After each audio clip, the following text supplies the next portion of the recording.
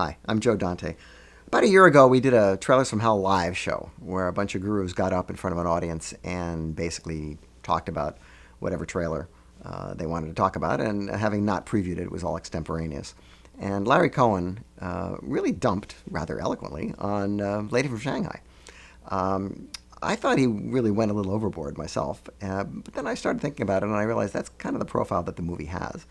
And considering the fact that what we have to look at isn't remotely what was intended by Orson Welles, I think it's worth taking a look at this trailer just to get a little better idea of what was really supposed to be going on.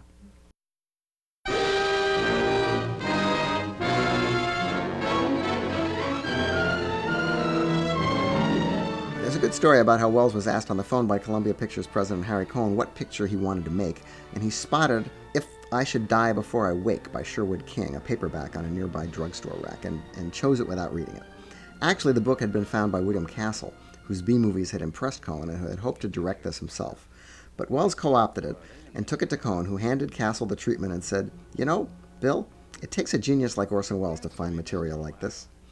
The stories of its making and unmaking are legion and can be accessed elsewhere, but the bottom line is that the movie as released is a pale shadow of what was intended, recut, redubbed, reshot, remixed, and burdened by an insistent music score that Welles hated. So now it's a movie of brilliant parts but no cohesion. But what memorable parts? The aquarium, the Alice in Wonderland trial, the Hall of Mirrors shootout, the Crazy House, the Kabuki Theater, and it has Glenn Anders as Grisby, the atom bomb phobe who plots his own murder and gives one of the most unforgettably creepy performances in a Welles film.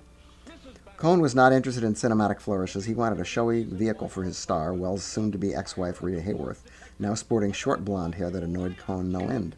The result is an art film ineffectually shoehorned to fit into a standard studio box. And although it's still worth watching, it's really only as a remnant of what might have been. We did manage over the years to find a reconstituted version of Welles' next mutilated movie, Macbeth, but for Lady from Shanghai, I don't think we'll be that lucky.